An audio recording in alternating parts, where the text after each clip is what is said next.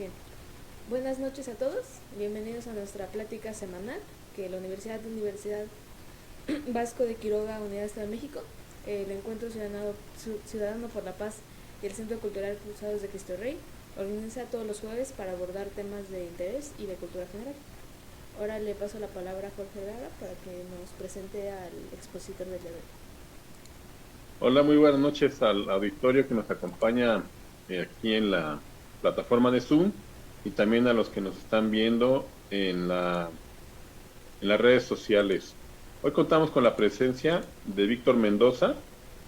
Él es gerente de producción de vivienda en New Story Charity, en donde busca innovaciones para el sector de la construcción que hagan más accesible la vivienda para todas las familias.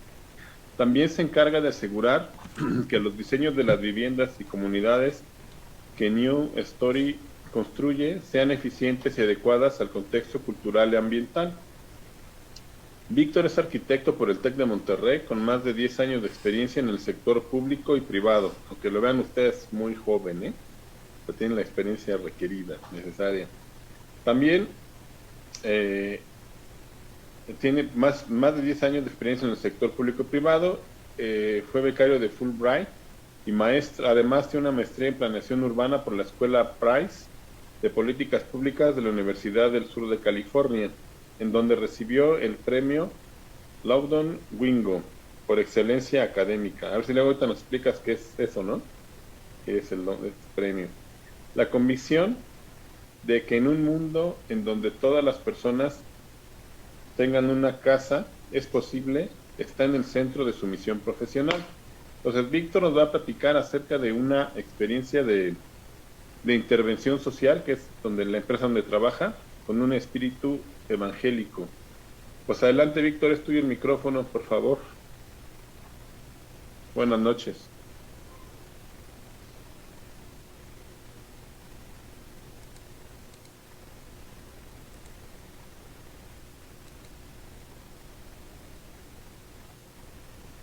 Ya, perdón, no podía quitarme el mute, pero muchas gracias, Jorge. Buenas noches a todos y pues es un placer y un honor estar con tu público, Jorge, y de la universidad.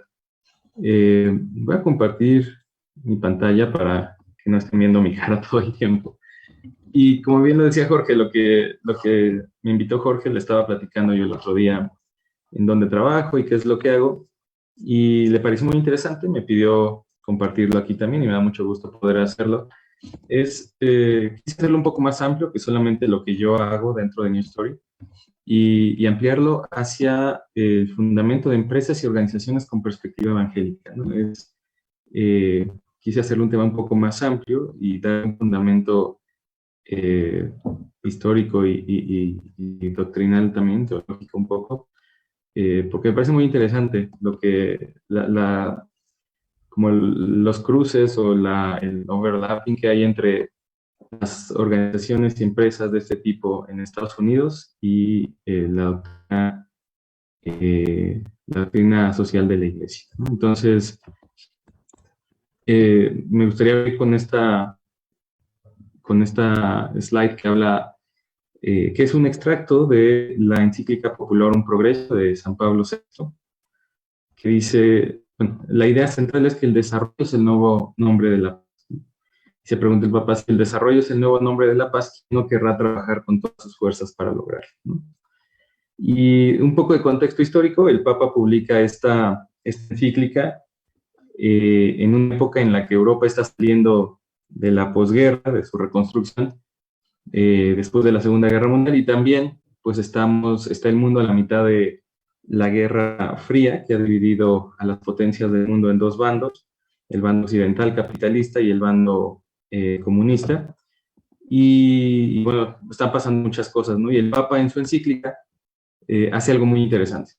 El Papa le da un espaldarazo en cierta forma, el Papa reconoce la importancia, las bondades de la economía de mercado, reconoce que es un sistema económico que permite pues el progreso de los pueblos en un ambiente de libertad, permite la prosperidad con libertad, Al mismo tiempo critica los excesos del capitalismo en su vertiente liberal, ¿no? Más extrema.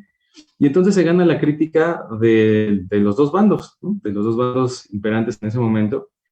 Por ejemplo, los principales periódicos del mundo le critican mucho, lo tildan de ingenuo, en algunos casos incluso lo tildan de marxista, como de closet, ¿no? Y bueno, pero a la distancia, todo lo que en esa encíclica hay termina siendo muy certero en su análisis y además casi profético, ¿no? Porque mucho de lo que el Papa advierte que puede pasar si los pueblos no trabajan, los pueblos más desarrollados y ricos no trabajan por el desarrollo de los pueblos más pobres, pues se volvió realidad, ¿no? Hubo guerras en muchos países, en Latinoamérica, en Asia, hubo conflictos armados muy sangrientos por no enfocarse en el desarrollo, ¿no? Como el Papa lo plantea. Y bueno, en esta encíclica quise compartir algunos extractos de la encíclica que me parecen bien interesantes. El Papa dice: los pueblos hambrientos interpelan hoy con acento dramático a los pueblos opulentos. Estamos obligados para con todos y no podemos desinteresarnos de nadie. La solidaridad universal, que es un hecho y un beneficio para todos, es también un deber. Entonces, pone la solidaridad a nivel de un deber, ¿no? No de una opción, sino de un deber. Y eso me parece bien importante. Y el Papa cita a San Ambrosio en su encíclica con esta frase que es muy radical, muy dura, muy poderosa, pero ciertamente pues causa escozor. Y dice San Ambrosio: no es parte de tus bienes lo que tú das al pobre. Lo que le das le pertenece, porque la tierra ha sido dada para el uso de todos. Entonces, es una frase, como digo, pues lapidaria, muy fuerte, muy radical y causa escozor, ¿no? Pues es por este tipo de frases que critican más la encíclica del Papa. Porque para oídos que la escuchen a la ligera, pues suena como a comunismo, ¿no? El hecho de que los bienes son para el uso de todos. Entonces, se granjeó muchas críticas el Papa por esta encíclica. Pero bueno, vamos a continuar. El Papa plantea como solución a todos los problemas que en su momento aquejaban, los problemas sobre todo económicos y de tipo más material. El Papa plantea que el desarrollo es lo que va a permitir a los pueblos superar esta crisis, ¿no? Y el Papa define al desarrollo como el paso para cada uno y para todos de condiciones de vida menos humanas a condiciones de vida más humanas. Esto es bien importante porque dice para cada uno y para todos. Ese paso de condiciones de vida menos humanas a condiciones más humanas no es solo para las personas pobres, que pudiéramos pensar que eso se refería el Papa, ¿no? A lo mejor estaba hablando de pues la gente que no tiene vivienda, que tenga vivienda, la gente que no tiene vestido, comida, que lo tenga. Eso sería pasar de condiciones menos humanas a más humanas. Pero el Papa explica que ese paso es posible y necesario no solo para los más pobres, sino para todos. Dice ahí, para cada uno y para todos. Y el Papa da ejemplos, ¿no? Más humano es el aumento en la consideración de la dignidad de los demás, ¿no? Y eso lo necesitamos todos. Ser más conscientes y a veces, a lo mejor las personas con menos necesidades o con las necesidades ya resueltas pueden ser menos susceptibles a mirar la dignidad de los demás, ¿no? Un poco más desinteresados. Y el Papa dice, es más humano pasar de tener menos consideración a tener en más consideración la dignidad de los demás. Es también más humano la orientación hacia el espíritu de austeridad. Es más humana la cooperación para el bien común. Es más humana la voluntad de paz. Hoy que pareciera que se puede desatar una guerra, pues pudiera pasar, ¿no? Sería importante recordar que es menos humano amar menos la paz, ¿no? Y es más humano amar más la paz. Me comenta Sara que no se escucha bien. No sé, Jorge, si tú escuchas bien y si sea más bien un problema de Sara. Si no, yo continúo. Y al final, pues el Papa... Ok, al final el Papa dice, más humano incluso que todo esto es el reconocimiento por parte del hombre de los valores supremos, ¿no? Y obviamente entendemos que se refiere el reconocimiento de Dios, ¿no?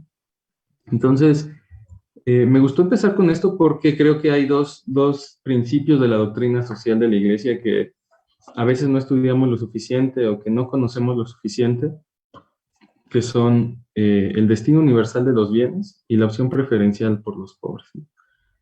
La opción preferencial no es como tal uno de los principios, pero es una de las notas características de la doctrina social, ¿no?, de la Iglesia.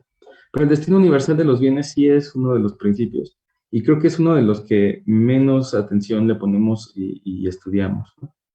Entonces, creo que parte de lo que las empresas de las que voy a hablar tienen en su centro, toman en cuenta esto y implícita o explícitamente está en su misión, en su misión y en sus objetivos, en su visión del mundo.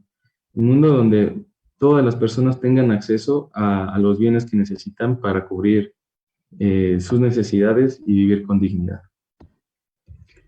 El Papa continúa diciendo cuáles son las áreas en las que él ve que se necesita que se enfoque el progreso social. Él menciona aquí educación y alfabetización, protección de la familia, eliminación del hambre y la miseria, desarrollo de una economía justa y humana, la hospitalidad con los migrantes y la promoción de la paz. Todo esto lo dice hace 50 años, ¿no? Entonces, son problemas que hoy siguen vigentes, creo que todos siguen vigentes. Sigue habiendo falta de educación en muchos lugares, sigue atacándose la familia, sigue habiendo hambre y miseria, la economía sigue descartando a algunos, dejando y excluyendo fuera a muchos. Los migrantes, pues sabemos que sigue siendo un problema el trato que se les da en muchos países, incluyendo el nuestro, ¿no? No solamente expulsamos migrantes que en otros lados tratan mal, sino que además somos muy ingratos y muy injustos con los migrantes que pasan o se quedan en nuestra tierra. Y la promoción por la paz, pues bueno, ni qué decir, ¿no? Ahorita que hay una guerra en puerta, pues es importante recordar estas notas que el Papa le daba al mundo hace 50 años, ¿no? Una lástima que no se escucharan con la atención que debieron escucharse. El Papa identifica, y creo que en eso es muy anticipado a su tiempo, estos factores de desarrollo: la industria y la ciencia, la innovación tecnológica, la inversión con riesgo calculado, el emprendedurismo audaz, la generosidad de la iniciativa privada y el sentido de responsabilidad social, ¿no? Todas estas son cosas que en su tiempo pues era difícil que alguien hablara de eso, les estoy diciendo, son hace 50 años, ¿no? Entonces, en ese sentido me parece que el Papa, más de 50 años, el Papa pues ya estaba hablando de esto cuando nadie más lo hacía, anticipando la importancia que iba a tener la innovación tecnológica, la industria y la ciencia, pues el sentido de responsabilidad social. Y bueno, unos años después comienzan a surgir algunas iniciativas, tanto de grupos católicos como de otras confesiones cristianas, algunos ejemplos que ponen ya en práctica lo que el Papa pedía que pusiéramos atención.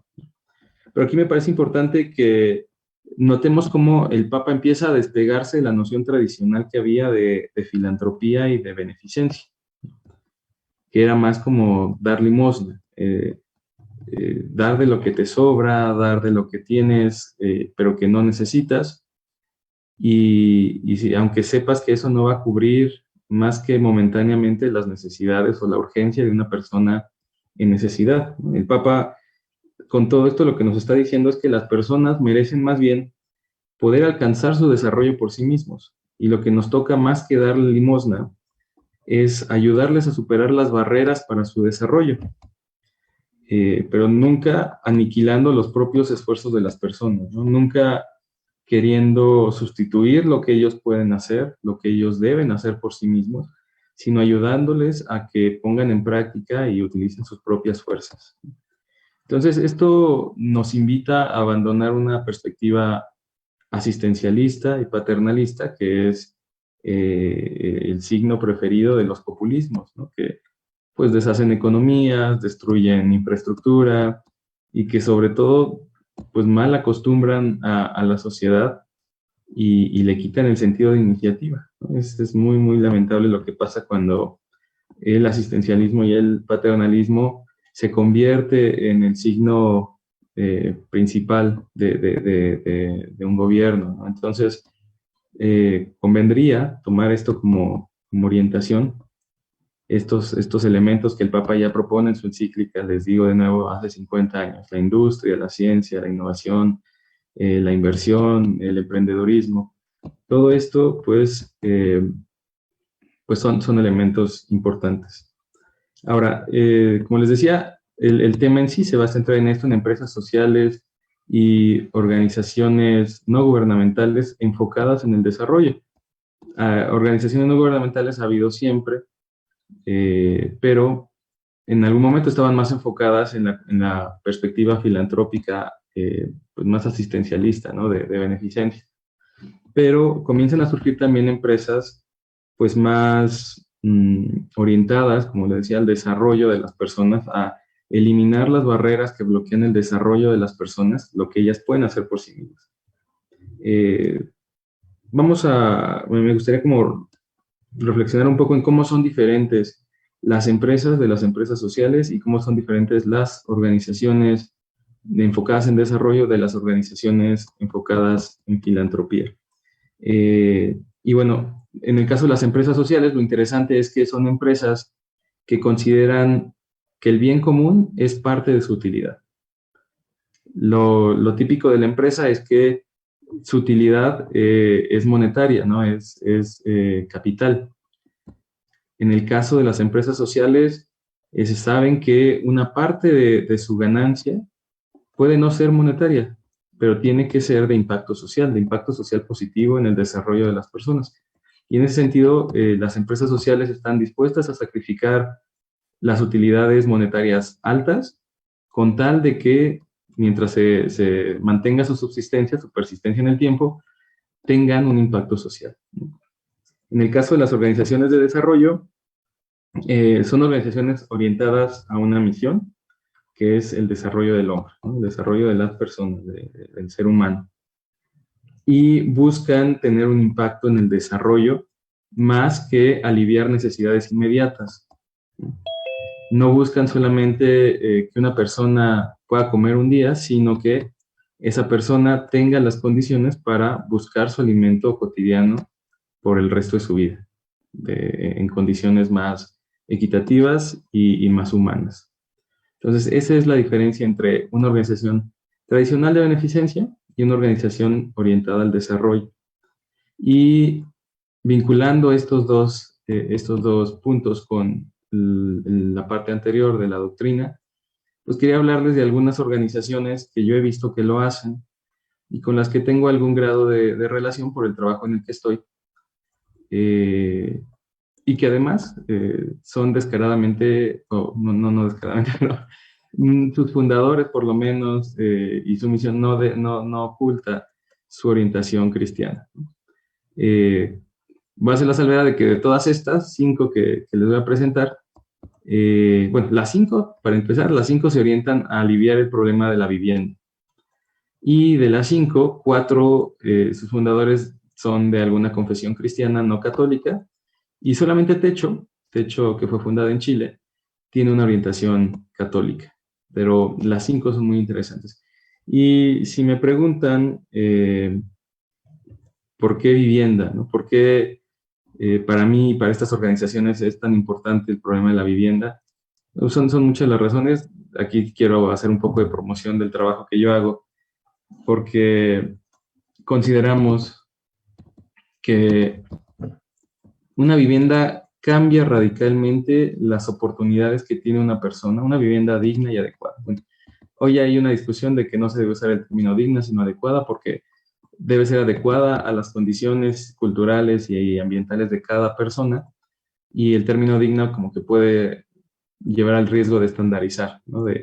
Es digno, lo que es digno para uno debe ser digno para todos, y en cambio lo que es adecuado para uno puede no ser adecuado para otro. Entonces, es una discusión que a lo mejor no conviene que hablar, pero bueno, el punto es que la vivienda adecuada o digna, como quieran, desata o desbloquea las capacidades de una persona para desarrollarse por sí misma en muchos aspectos. Por un lado, una persona con una vivienda, y voy a poner un ejemplo que vi de primera mano en Estados Unidos, por ejemplo en Los Ángeles. Es una de las ciudades en Estados Unidos con mayor porcentaje de personas viviendo en las calles, en casas de campaña. Es una cosa terrible.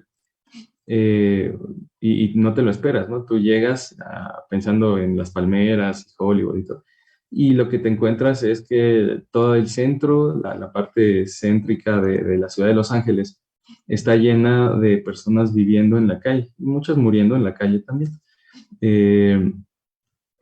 Y bueno, tú te dices, bueno, pues, ¿qué impacto tiene? Pues si esas personas cayeron en la indigencia, es una palabra muy fea en español, indigencia en inglés es homelessness, pero en español tiene una connotación un poco más peyorativa la palabra indigencia, pero no hay otra. Los sin techo les llaman en Sudamérica, los sin techo para no usar la palabra indigencia. Pero el punto de no tener una vivienda implica que te va a ser imposible salir de esa espiral de empobrecimiento, porque hay gente que se queda en la calle porque se quedó sin trabajo y un día ya no tuvo para pagar la renta y lo sacaron de la casa, pero no está ni enfermo, ni tiene ningún tipo de adicción, o sea, no tiene enfermedad mental, simplemente no tiene dinero para pagar una renta y obviamente no tiene casa. Entonces, se queda en la calle, vive un tiempo en su coche, en algún momento a lo mejor le quitan el coche porque lo está haciendo mal, lo que sea, y no tiene para sacarlo, entonces ahora sí ya se quedó en la calle literalmente. De nuevo, no es gente que tenga alguna discapacidad o una enfermedad mental o una adicción. Eso puede venir después, ¿no? A lo mejor por la depresión que le da, se vuelve adicto, se enferma mentalmente, pues muy poderoso. La depresión puede ser muy poderosa, ¿no? Y te puede llevar a una enfermedad mental más grave. Pero pues si quieres salir de eso y necesitas un trabajo, pero para pedir un trabajo necesitas una dirección y un comprobante de domicilio y necesitas poderte bañar para llegar a una entrevista y necesitas dónde lavar tu ropa para ir cada día a trabajar y nada de eso tienes porque vives en la calle, pues es un problema grave, ¿no? Y eso en países desarrollados en donde la gente efectivamente queda en la calle, ¿no? Por muchas situaciones en Latinoamérica, entre otras cosas por los lazos familiares, es difícil que una persona termine literalmente en la calle, ¿no? Pasa, pero aquí sí es mucho más evidente y seguido que pase por enfermedades y adicciones. Pero aquí es más común que la gente pues viva amontonada o viva en condiciones insalubres, como vemos en la foto, sin servicios, seguramente sin agua, sin luz, sin drenaje, en condiciones de hacinamiento, o sea, más personas de las que deberían estar en cada habitación. Y eso también tiene consecuencias, pues, poderosamente malas para las personas, sobre todo para los niños, porque se ha demostrado en los estudios que los niños que tienen una casa tienen mejor rendimiento escolar y es razonable, pues tienen donde estudiar, tienen luz en las noches para estudiar y leer, no se les acaba el día cuando se mete el sol, pueden todavía seguir estudiando un ratito más, tienen donde guardar sus cosas, tienen donde pueden ir con ropa limpia a la escuela, no se enferman tan seguido, entonces no faltan tanto a clases, son muchas cosas, ¿no? Y me enfoco en los niños porque son los más vulnerables de entre los vulnerables, pues son los más vulnerables de la población sin casa. También se ha visto que pues las casas en donde no hay divisiones entre los cuartos, en donde duermen en un solo espacio o en el mismo espacio adultos y niños, pues se presentan con mayor frecuencia abusos, abusos sexuales y experiencias que marcan de por vida a niños y niñas, ¿no? Entonces, pues por eso la vivienda nos parece tan importante. El sí tener una vivienda, por otro lado, pues es ya una seguridad de que, sobre todo en México, que es tan precaria la situación laboral y te pueden despedir de un día para otro y no tenías seguridad social, ni contrato, ni te van a dar liquidación. Pues la gente quiere mucho tener una casa porque sabe que aunque lo despidan, pues va a tener un techo y va a tener cómo salir de esa situación, ¿no?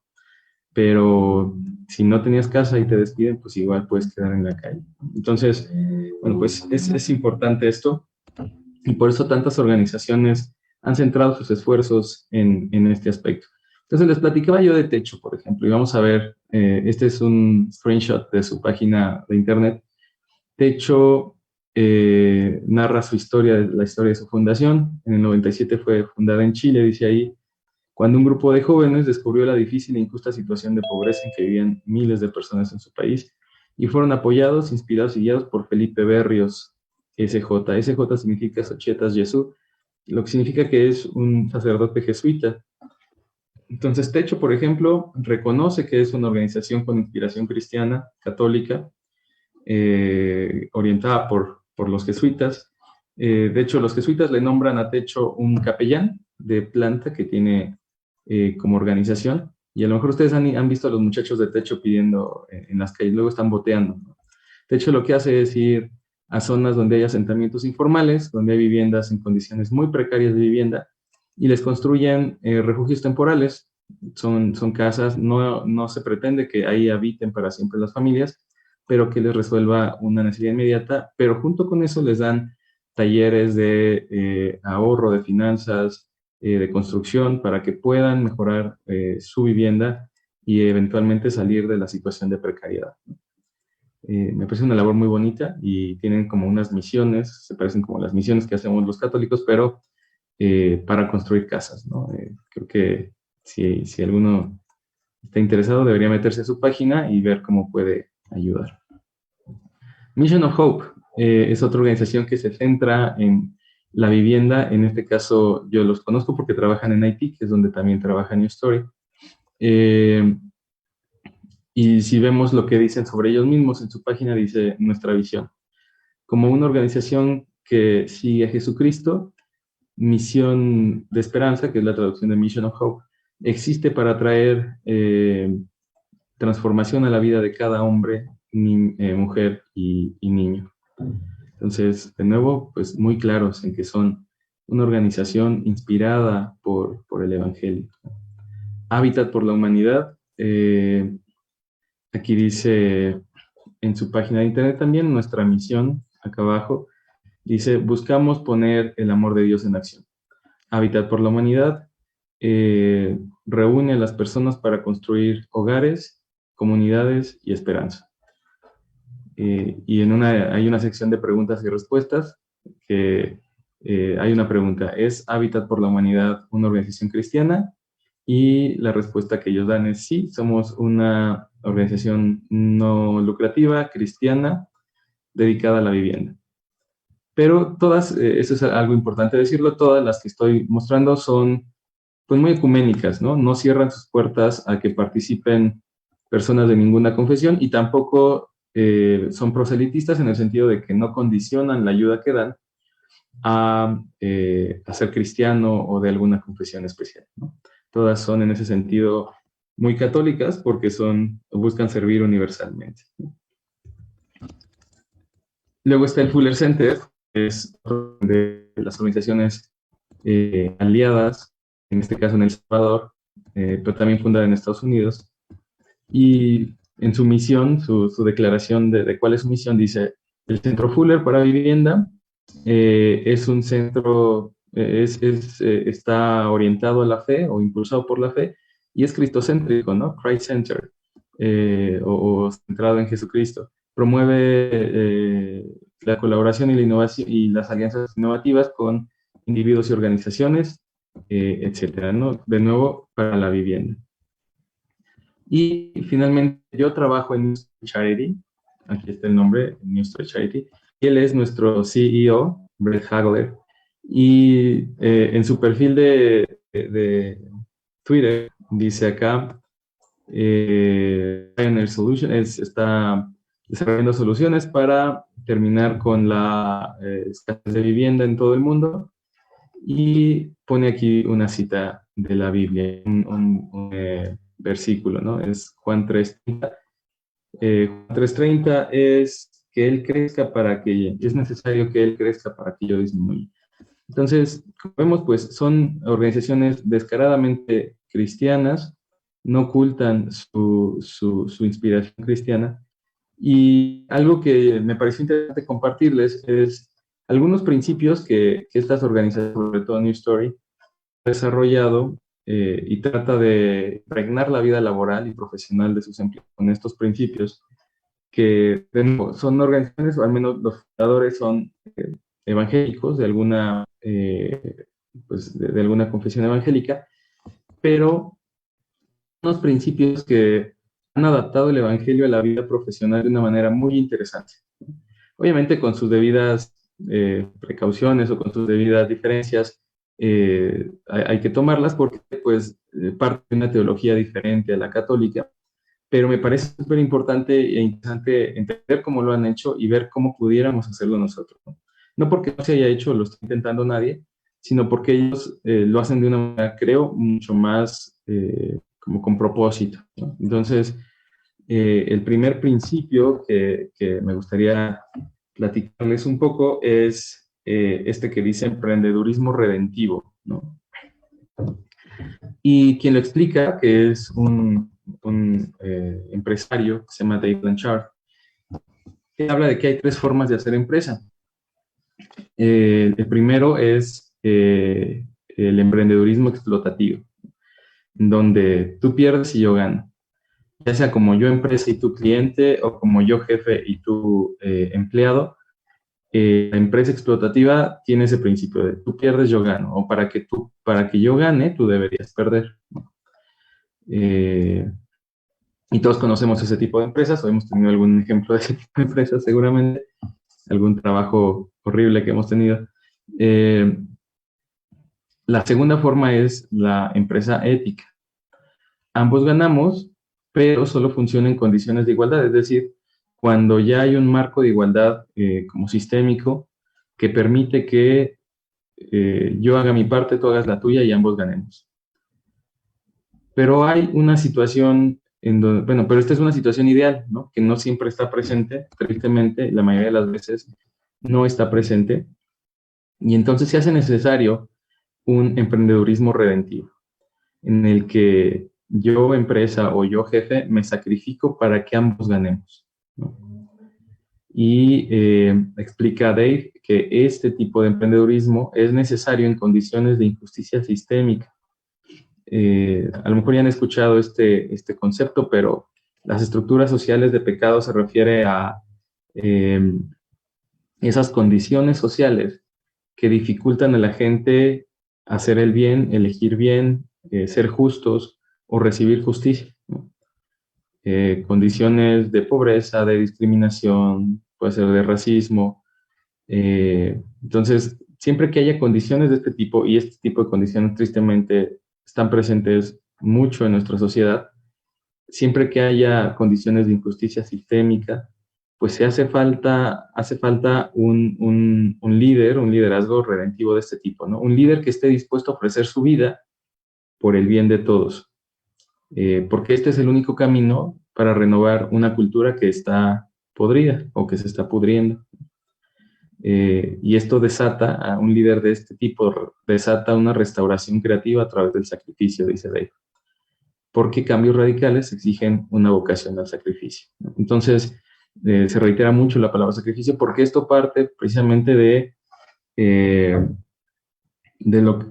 analizar qué hace Jesús por nosotros, la redención que Jesús hace por nosotros. Busca Dave aplicarlo a las relaciones de empresa y profesionales, ¿no? Entonces, pues lo que hace el Señor Jesús, que es entregar su vida por los pecados que no eran de él, sino nuestros, es como el equivalente, ¿no? Obviamente con las proporciones debidas, pero es una interpretación interesante, me pareció que por eso sería bueno compartirlo, de qué hace falta. Yo creo que esto hace falta, yo volviendo al tema de la vivienda, hace 15, 10 años se producían en México muchísimas viviendas para personas de escasos recursos, muchas, muchas. Todas las empresas querían venderle a las familias de escasos recursos, entonces se producía mucha vivienda de tipo social que era muy económica. Lamentablemente se producía en donde no debía producirse, en zonas muy lejanas, y muchas casas terminaron abandonadas, no se pagaron, la gente las dejó ahí, Hoy en México hay más de 600,000 viviendas vacías, abandonadas, que alguien empezó a pagar y luego las tuvo que dejar porque no le quedaba cerca su trabajo, la escuela de los niños, ni un mercado, ni pasaba un autobús por ahí.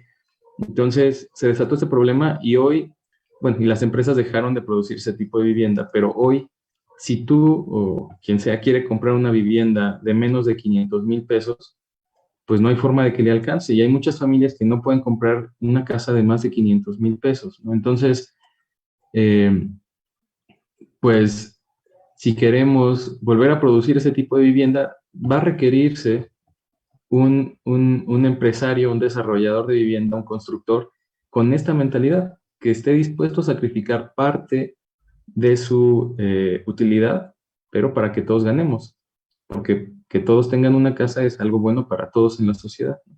Entonces, esa es como una forma de lo que yo veo que hace falta, ¿no? Perdón, me estoy regresando. Otro principio que particularmente en New Story tratamos de vivir o nos impulsan mucho a vivir es la búsqueda humilde de la excelencia.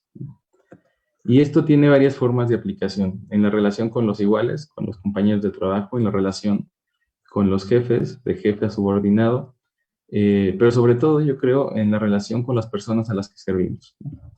Y también, esto lo decía Dave, la misma persona que planteaba lo anterior, decía que tenemos que servir primero a quienes más lo necesitan y además tenemos que servirles mejor que a nadie. Y dice, mientras más marginada y pobre es una comunidad, más merece ser servida con excelencia. ¿Por qué? Porque son comunidades que no esperan recibir excelencia y atención, porque nunca lo han recibido. Son comunidades para quienes ser tratados con excelencia, como se trataría un cliente que está pagando, nunca han tenido esa experiencia. Entonces, merecen y deben recibir ese trato. En algunas de las organizaciones que trabajaban con las personas que vivían en las calles en Los Ángeles, me llamó mucho la atención que habían hecho un cambio como en su manual de operaciones. Y en vez de tratar a la gente como beneficiarios o pues como las personas a las que les servían, hicieron el cambio de que tenían que llamar a todas las personas clientes, porque eso cambia un chip en la mente de quien está sirviendo, está trabajando con esa población, de no es alguien que está recibiendo un trato, un servicio gratuito, es alguien que merece que yo trate como si hubiera pagado, ¿no? Es alguien que pagó o está pagando de alguna forma lo que yo estoy haciendo por él, entonces debo tratarlo con el respeto y la dignidad que merecería un cliente. Entonces, eso me parece muy interesante. Y creo que todo esto tiene su relación con ese principio que les decía, en la doctrina hemos olvidado, en la doctrina social hemos dejado muy de lado, que es la opción preferencial por los demás. Y finalmente decía también Dave, que la excelencia y la humildad funcionan muy bien, porque la excelencia sin humildad puede ser brutal, ¿no? Ese sentido de competencia constante, de siempre hacer más, ser notado más, que te reconozcan más, que te suban el sueldo a ti, que te asciendan a ti. Pues esa relación, cuando todos están en esa forma de pensar, pues puede ser brutal, ¿no? Se puede ver un ambiente muy tóxico en el trabajo. Y por otro lado, una humildad mal entendida y sin excelencia puede derivar en mediocridad, ¿no? Y aquí conviene recordar, pues, ¿qué entendemos por humildad? Santa Teresa decía que la humildad es caminar en la verdad, ¿no? Es la conciencia plena de cuál es tu tamaño, de qué tamaño eres, ¿no? Y dónde estás parado. La Madre Angélica, la de WTN, decía que humildad es la conciencia de la diferencia entre tú y Dios, entre tu limitación y la excelencia y la grandeza de Dios, porque entonces te pones en tu justa dimensión, reconoces tu pequeñez y entonces ya no te quieres poner por encima de nadie. Me parece una forma interesante de entender la humildad, pero creo que hace falta también recordar que una falsa humildad te lleva a ocultar tus talentos, ¿no? A lo mejor sabes que eres bueno para algo, pero por humildad, o eso estás tú, no lo dices, no lo presumes, no lo pones al servicio de los demás. Y entonces les privas a los demás de la posibilidad de colaborar contando con tus talentos que pueden ser muy grandes, ¿no? Entonces, la humildad es reconocer la verdad de tu verdadera dimensión, tus verdaderas habilidades y capacidades, para bien y para mal. Lo que te falta, lo que no tienes, lo que necesitas todavía trabajar, pero también lo que sí tienes y lo que sí sabes y lo que sí puedes y lo que debes poner al servicio de los demás. Ya no sé ni qué tanto lo recuerdo, pero decía, da de lo que tienes para que merezca recibir de lo que te falta, ¿no? Bueno, el siguiente punto es expresar gratitud y empatía. En un ambiente laboral esto a veces se olvida, damos por hecho que los demás, igual que nosotros, están trabajando y que todo lo que hacen lo hacen porque deben hacerlo. Entonces, se nos olvida que también hace falta expresar gratitud y empatía en el trabajo. Esto para balancear la orientación a resultados que las empresas tienen, ¿no? Y para mantener una cultura de humanidad, porque hace falta caridad en el entorno laboral. Y creo que esto lo promueven mucho las empresas partiendo de el mandato de amar a tu prójimo como a ti mismo, ¿no? Que llevado a un grado más grande es ámense como yo los he amado, que dice el Señor, ámense como yo los he amado. Y pues también en el modelo de retroalimentación que tenemos, al menos en New Story, se nos pide partir de la corrección fraterna, ¿no? De empezar hablando las cosas uno a uno y luego ya escalarlo y si es necesario escalarlo otra vez, pero no empezar por exponer a la gente ante todos, ¿no?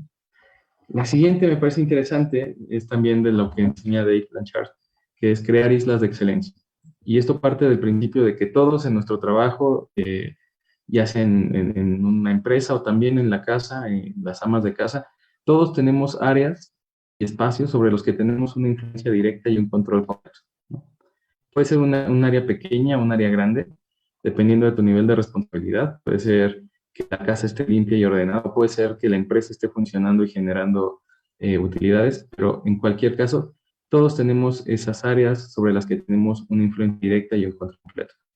Entonces, nos corresponde asegurar que en esa isla bajo nuestro mando haya excelencia, independiente de lo que pase afuera, ¿no?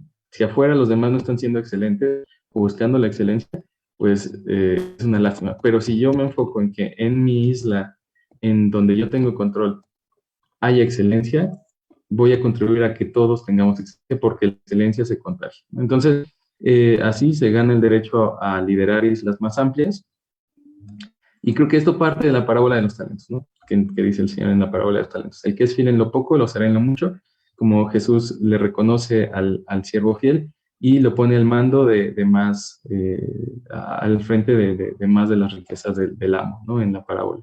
Entonces, son 3 ejemplos. Y hacia el interior, ya para ir cerrando, pues son empresas que buscan, por ejemplo, tener horarios amigables con la vida familiar, prestaciones para adopción. Por ejemplo, en New Story tenemos prestación si alguien quiere adoptar, tiene un muy buen apoyo para pagar los gastos de adopción, o también para crecimiento familiar, licencias parentales para papás y para mamás, ¿no? Porque se necesitan en esos primeros momentos, sobre todo, el apoyo tanto del padre como de la madre cuando nace un bebé, y muchos componentes de cuidado para el bienestar del equipo y promoción del desarrollo personal. Todas estas prestaciones, pues lo que dan como resultado, por lo menos en New Story, lo que he visto es que muchas familias, muchas de las personas que trabajan en New Story, se animan a tener hijos, ¿no? Eso está muy padre. Casi cada mes o cada 2 meses alguien anuncia que ya va a tener un bebé y 9 meses después pues ya nos estamos enterando de que ya nació un nuevo bebé, ¿no? Entonces, me parece que eso es algo muy, muy padre que tienen ese tipo de empresas que reconocen que no pueden servir hacia afuera como lavarse la cara con una misión humanista y de desarrollo hacia afuera y no cumplir lo que dicen hacia el interior con sus propios empleados. Entonces, pues me parece un ejemplo muy padre y algo que muchas empresas deberían tomar. Y bueno, pues ya para cerrar, el Papa cierra esa encíclica Popularum Progressio con esta exhortación, este llamado a los laicos católicos y también a todos los cristianos en general. Y les dice, o nos dice a los laicos católicos, a ustedes les corresponde con su libre iniciativa y sin esperar pasivamente, penetrar de espíritu cristiano la mentalidad y las costumbres, las leyes y las estructuras de la comunidad en que viven. Es un llamado súper, súper importante. Y a todos los cristianos les dice, ayuden al mundo a triunfar del egoísmo, del orgullo y de las rivalidades, y a superar las ambiciones y las injusticias, abrir todos los caminos de una vida más humana para que todos los hombres puedan llevar una vida digna de hijos de Dios. Y bueno, pues eso es todo. Si quieren algo de literatura, les recomiendo este libro de Robert Ouimet, que dice, todo les ha sido prestado. Es una frase de la Madre Teresa. Robert era un empresario, pero en conversaciones con Yves Chaman. Y Yves era un empresario pues, con dinero, porque venía de una familia con dinero, y le angustiaba tener riqueza, porque le decía, es que pues el Señor nos llama a la pobreza y yo tengo riqueza, ¿qué debo hacer? Y la madre le responde, pues todo les ha sido prestado, ¿no? Utilízalo como si te lo hubieran prestado. Utilízalo entendiendo que Dios te lo prestó para ponerlo al servicio de los demás, para que con eso tú, a ti te toca administrar eso para que los demás tengan una vida más humana. Entonces es un libro muy bueno, lo publica Indosoc, el Instituto Mexicano de Doctrina Social Cristiana, y seguramente lo pueden comprar a través de su página de internet. Y bueno, pues es todo lo que les quería compartir. Muchas gracias Jorge. Y pues es cuanto. No, gracias a ti, Víctor. Ha sido una plática por demás interesante, muy edificante, ¿no? Y aquí Gracias. tenemos que nos dice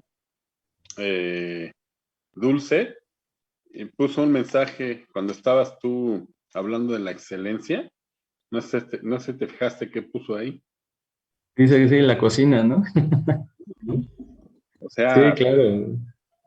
yo me acuerdo que yo tenía conocí una vez una persona que nos platicaba que había leído en un libro acerca de San Francisco, de un monje que le encargaron a hacer una pared. O sea, le dieron un trabajo de albañilería, ¿no? Y el cuate ponía cada ladrillo que ponía, decía, lo dicho, dicho, lo dicho, dicho, lo dicho, dicho, y ponía un ladrillo, ¿no? Y entonces le pregunta, creo que fue San Francisco, oye, pero ¿por qué dice lo dicho, dicho? No es que lo dicho, dicho. O sea, yo dije que lo iba a hacer bien y lo dicho, dicho. Hice una pared lo mejor posible, ¿no? O sea, Ladrillo a no, ladrillo, sí, claro. eso es como, digo, toda la plática me parece como una referencia al Evangelio de San Juan, el capítulo 3. Específicamente el versículo 8 dice Jesús que el espíritu o el viento sopla donde quiera, ¿no? Entonces ves ejemplos pues del espíritu, de la inspiración del espíritu, no nada más en la iglesia católica, eso es clarísimo, ¿no? El espíritu sopla donde quiera. Un ejemplo en la iglesia católica y que ves las similitudes es el Opus Dei, ¿no? De la Ujú. santificación por medio del trabajo diario. Esa es y es tratar de ser excelentes en todo lo que hacen. Cuando tú vas a una escuela del Opus, a una iglesia donde tienes a los sacerdotes que de son del Opus, tú ves que todo está cuidadísimo, ¿no? Entonces creo que es parte de esa idea, ¿no? De lo dicho, dicho. Hay que hacerlo bien, ¿no? Ah, Aquí ok, tenemos ok. unas manos levantadas. A ver, es Luis Eugenio. Levantó primero. A ver, adelante, Luis Eugenio, por favor. A ver, ¿puedes activar tu micrófono? Sí, gracias. Yo tengo una pregunta. Primero, muchas gracias por la presentación. Es muy inspiradora pues dan más ganas de ayudar, ¿verdad? La pregunta es en este aspecto. Eh, ¿Qué pasa?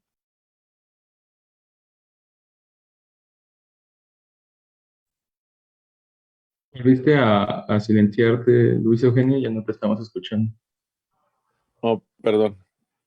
Este, ¿Qué pasa cuando se elige ayudar a una persona que lo necesita mucho y que definitivamente es la más pobre, pues?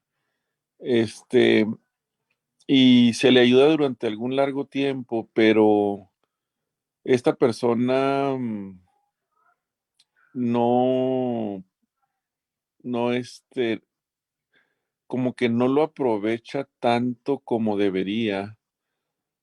Inclusive llega hasta el punto donde como que ya ni siquiera, como ha sido un proyecto de largo plazo, como que ya ni siquiera lo agradece. Entonces, y yo creo que esta persona parte de su misma pobreza incluye eso, ¿verdad? O sea, el tener esa incapacidad. Pero que no sé si me explico qué hacer ahí con eso, porque mucha gente dice, no, pues hay que ayudar mejor a alguien más, o, ¿verdad?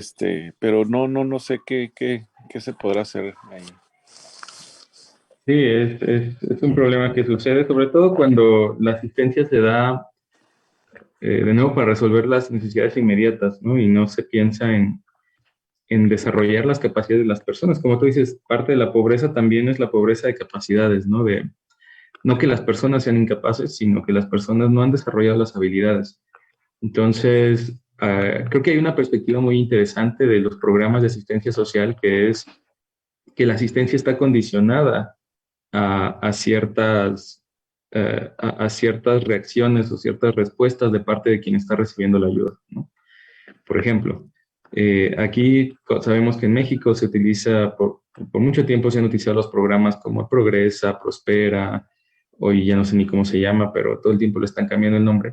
Pero hubo un tiempo cuando se hizo bien, creo que hubo un tiempo cuando se hizo bien, y es cuando se medía muy claramente qué tanto los programas estaban mejorando el desarrollo de las habilidades de las personas, porque estaban condicionadas. La entrega de la ayuda estaba condicionada a ciertas cosas. Por ejemplo, las personas para recibir el apoyo tenían que ir a un taller de algo, un taller de aprender a cocinar, aprender a hacer alguna actividad productiva, ir a las consultas médicas también para que cuidaran su salud, entrar en un programa de nutrición, que a mí me falta, por ejemplo, pero, o sea, todo estaba dentro de un marco en el que te ayudo, pero espero una respuesta de parte tuya, porque si solo te ayudo y no espero nada de ti, puedo estarte haciendo dependiente de la ayuda y entonces, más que una ayuda, te estoy limitando en tus capacidades y estoy aniquilando tus propias fuerzas, tu propio esfuerzo. Espero que eso Sí, haya porque, ayudado. por ejemplo, esta persona le han ofrecido enseñarle a leer y escribir, es una persona ya adulta y no quiere, y como que pudiera parecer que hasta utiliza eso Mm. para pedir más ayuda o no, para algo así. Sí, puede pasar, digo, hay de todo, ¿no? Puede haber personas que ya sea muy difícil. Con todo, creo que en ningún caso, si podemos ayudar, debemos abstenernos de hacerlo. Eh, Porque si se muere de hambre, pues también queda en nuestra conciencia, ¿no? Pero quizás comenzar a ir limitando la ayuda y, como te digo, irla condicionando a ciertas cosas, a ciertas reacciones y respuestas de parte de la persona. Muy Quizás, bien. no sé si al leer y escribir sea lo que más le va a ayudar a salir de la pobreza, quizás necesita aprender a hacer algún oficio, no sé el caso particular, pero pues creo que nadie está perdido, ¿no? Y de nuevo, no podríamos dejar a alguien morir de hambre, eso sería, Sí, tampoco sería la solución. sí, muchas gracias. A ti, Luis Eugenio. Fíjate, Víctor, eso que dijiste me parece muy interesante. Hay quien yo conocí, por ejemplo, yo di, cuando terminé la vocacional, di clases para adultos y me percaté claramente que había gente que a cierta edad ya no aprendía a leer ni a escribir. Digo, no, ya no, y creo que por aquí anda Sara, a lo mejor nos puede ayudar, pero hay edades, ¿no? Para aprender. Y esa fue la situación. Yo percibí claramente, esta persona se esforzaba mucho. Conocí también a una persona que era muy inteligente, pero no sabía leer y escribir, no aprendió en su momento, y por ejemplo andaba en la pecera y se aprendía la forma de lo que decía para poderse subir, pero nunca aprendió a leer y escribir, pero sí aprendió a hacer muchas otras cosas, o sea, o sea, por ejemplo, ese es típico de los salesianos, ¿no? También son grandes operadores en lo social y no, digo, su máxima labor es la educación, educan a los jóvenes, pero hay gente a la que no le enseñan a leer y a escribir, sino que le dan un oficio y son famosos por sus talleres, ¿no? Dicen, a ver, tú, pues ya no quieres no quieres estudiar, pero quieres estar aquí, quieres comer, aprende a soldar, aprende al torno, panadería, pero aprenden oficios, o sea, no todo el mundo aprende o va a la universidad, eso es clarísimo, ¿no? Y te digo, ya hay gente que ya no aprende a leer y a escribir. Creo que Y, es y una... sí, sí, el Papa en la encíclica lo menciona con toda claridad. el trabajo no es una opción, es un deber, ¿no? Y el que no trabaje, que no coma, recuerda del Evangelio eso. Eh, pero pues hay que llegar a la gente por el lado adecuado, ¿no? Y creo que como dice Sara, que es psicóloga, ¿no? Puede ayudarnos a entender. Pues hay personas que están pasando una fase de desmotivación, pues por parte de una depresión, ¿no? Puede ser, una depresión ya clínica que no sabemos por qué esté pasando en su cabeza, ¿no? Entonces, pues siempre asumir lo mejor es otro de los principios de mi historia. Siempre asumir lo mejor, siempre asumir que las personas no están actuando por mala intención o por mala voluntad o mala fe, sino que hay algo más, ¿no? Y que no sabemos y que entonces nos toca a nosotros actuar y responder de la mejor manera. Ok, ¿me nos puedes repetir el nombre del libro que dijiste? Del libro. Todo les ha sido prestado. Okay. Y creo que Dulce tiene la mano levantada. Por favor, Dulce. ¿Puedes activar tu micrófono?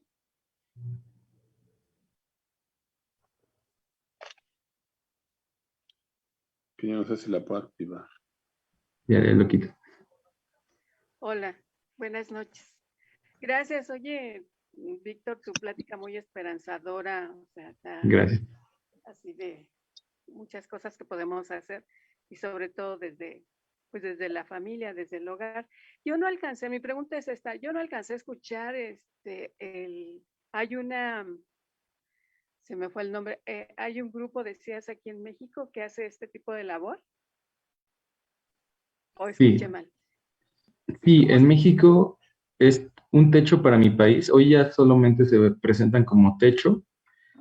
Y si no me equivoco, están en varias universidades. Llevan a los muchachos una semana a vivir en una comunidad, sobre todo son comunidades rurales, y durante esa semana construyen una vivienda de madera, ¿no? De nuevo, es una vivienda temporal, ¿no? Entonces, la experiencia es muy buena para los muchachos, están en contacto con una realidad que quizás no conocen, de pobreza, de marginación, y al mismo tiempo, pues hacen una chamba, ¿no? Hacen un trabajo. Y bueno, y después los invitan a participar en talleres para darle a las familias más herramientas para su desarrollo, ¿no? Talleres de ahorro, talleres de manejo de finanzas, etc. Entonces, si puedes buscarlos en internet, creo que son techo.org, a lo mejor .mx. Sí, son techo.org mundial, pero también en México están como techo.org, me parece. Gracias, Víctor. Perdón, es mexico.techo.org, mexico.techo.org.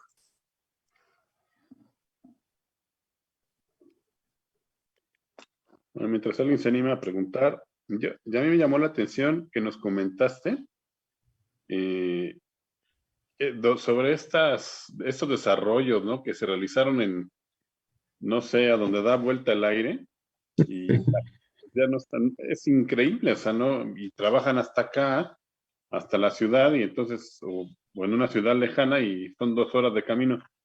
Eso, ¿cómo tiene que ver con lo que nos platicaste de buscar humildemente la excelencia, ¿no? Hay que tener, ¿cómo se liga aquí la capacidad técnica? O sea, hay que, ok, yo quiero hacer un bien a la sociedad, quiero ayudar, dar vivienda, pero ¿cómo se enlaza aquí con la capacidad técnica? O sea, ¿cómo, por ejemplo, un ejemplo ahorita que estamos viviendo y que va a ser un fracaso, ¿no?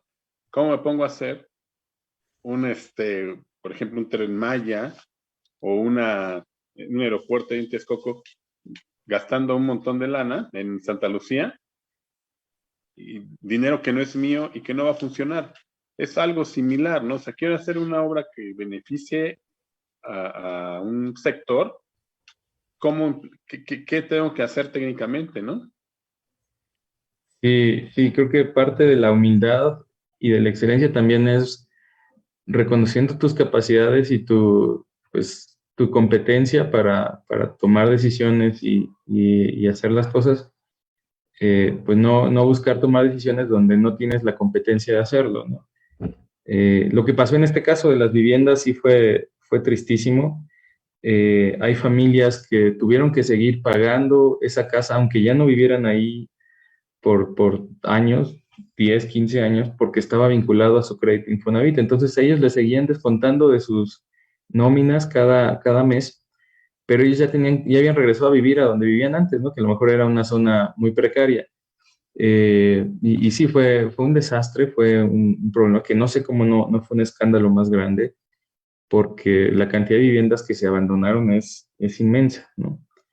Pero sí, todo parte de ser humilde y asumir para qué eres competente y para qué no, y no colocarte donde no vas a hacer un bien, sino a entorpecer el desarrollo, ¿no?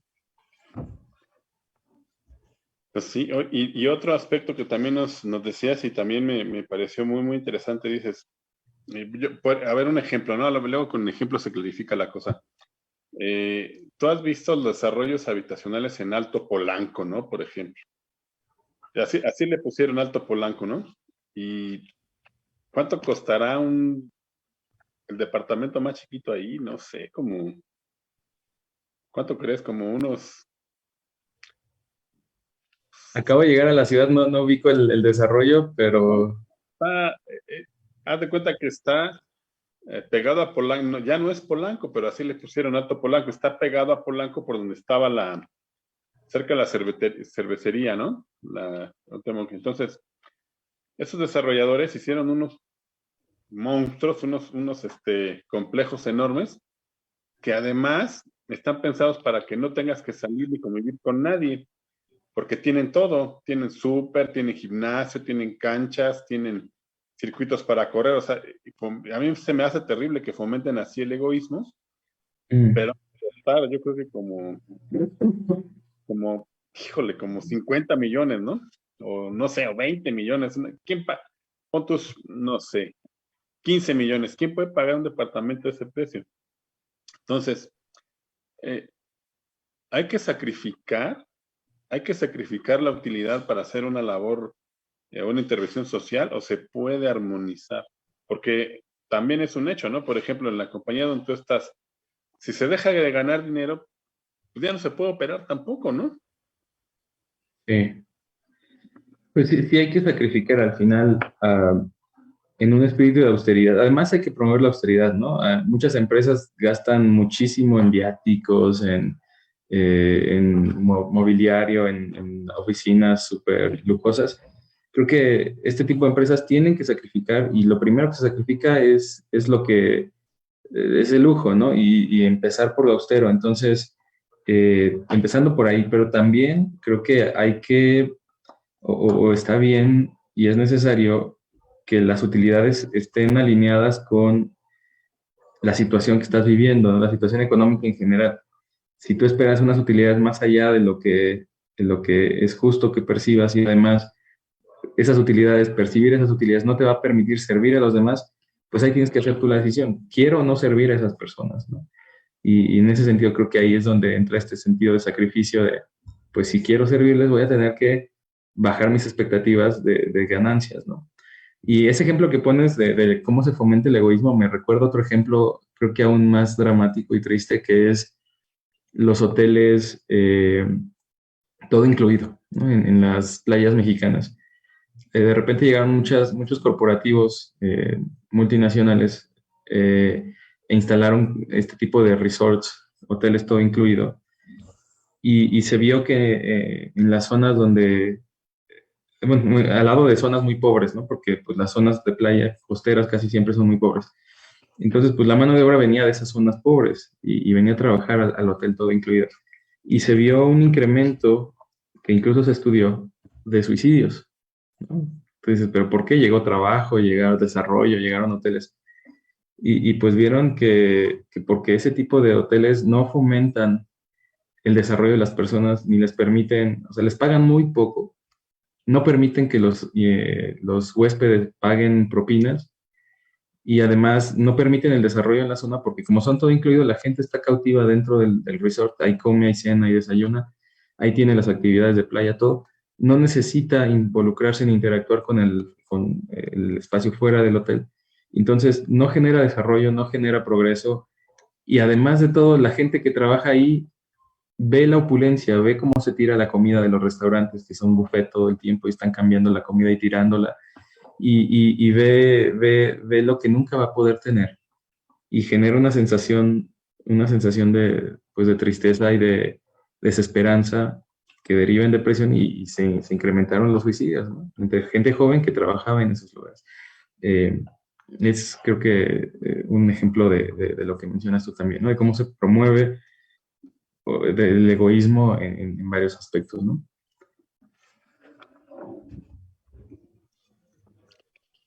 Pues terrible, yo nunca había pensado en eso, es terrible.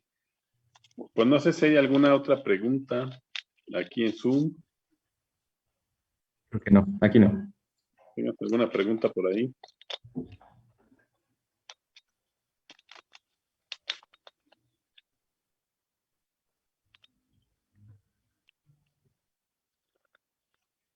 Parece que no. ¿No?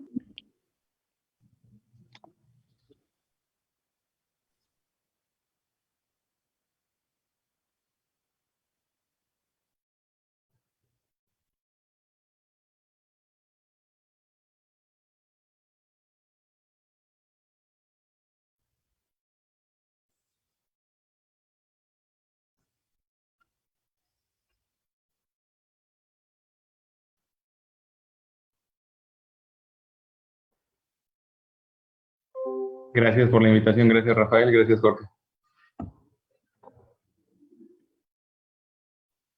Gracias a ti, digo. Buenas noches, que descansen. Pues nada, queda decir que esperemos que la semana que entra tengamos aquí también una explicación, una idea de cómo la Sagrada Escritura es la fuente precisamente de la acción social del cristiano, ¿no? Cómo nutre la acción social del cristiano. Y ahorita acabamos de ver de una manera muy, muy maravillosa que puede ser católico, no católico, pero la palabra de Dios es viva y eficaz, ¿no? Amén. Buenas noches.